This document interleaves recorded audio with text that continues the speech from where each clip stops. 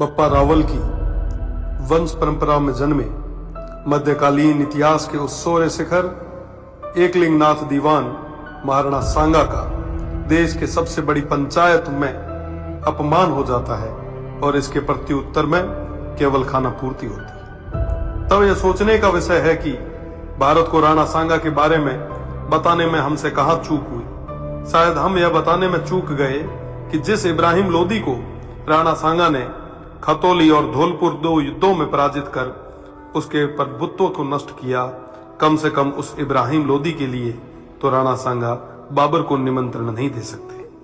1519 में गागरोन के युद्ध में मालवा के सुल्तान महमूद खिलजी को 3 माह बंदी बनाने वाले, ईडर के युद्ध में गुजरात के मोहम्मद शाह की सेना को पराजित करने वाले, दिल्ली, मालवा और गुजरात की संयुक्त सल्तनतों को हराने वाले तत्कालीन भारत के शक्तिशाली शासक राणा सांगा को कहां जरूरत है किसी विदेशी को आमंत्रित करके सहायता लेने की। दौलत खान लोदी जैसों के निमंत्रण पर आए बाबर के विरुद्ध मेवाड़ के आसपास के शासकों ने राणा सांगा के झंडे के नीचे बाबर जैसे आक्रांताओं से लोहा लिया। जिस राणा सांगा के साथ आमेर से पृथ्वीराज जी कछवाहा, बीकानेर से कल्याणमल जी, जोधपुर से मालदेव जी, मेड़ता से मीराबाई जी के पिताजी रतन सिंह जी व वीरमदेव जी, ईडर से भारमल जी, बूंदी से नरबत जी हाड़ा, सिरोही से अखेराज जी देवड़ा, सादड़ी से झाला अजय जी, चंदेरी से मदीनी राय प्रतिहार जी, हसन खान मेवाती सहित आसपास के सभी सरदारों का सहयोग हो, उन महाराणा सांगा को किसी विदेशी की सहायता की आवश्यकता नहीं। इस संयुक्त मोर्चे के बल पर राणा सांगा तत्कालीन भारत के सबसे शक्तिशाली शासक बने। फलस्वरूप स्वयं बाबर ने राणा सांगा को अपना सबसे बड़ा शत्रु बताया। राणा सांगा ने इस संयुक्त मोर्चे के बल पर बाबर को बयाना के युद्ध में पराजित किया और बाबर की सेना को भागना पड़ा।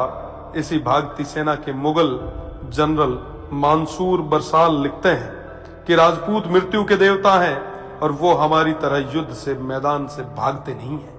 खानवा के युद्ध में बाबर के हरावल दस्ते को बुरी तरह नष्ट किया गया। इस युद्ध में क्षत्रिय तलवारों का पहली बार तोपों से सामना हुआ।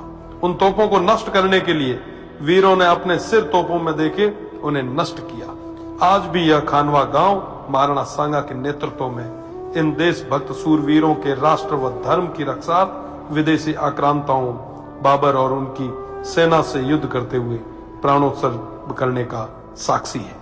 राणा सांगा न केवल वीर थे बल्कि सभी धर्म और पंथों का सम्मान भी करते थे। राणा सांगा उत्तर भारत के स्वाभाविक नेता बन के उभरे। 80 गांवों के बाद में भी अडिग ऐसे महान इतिहास पुरुष के बारे में देश को कम जानकारी होना या उनके अपमान पर बिना कुछ विशेष प्रयास किए केवल खाना पूर्ति करना बेहद दुखद है।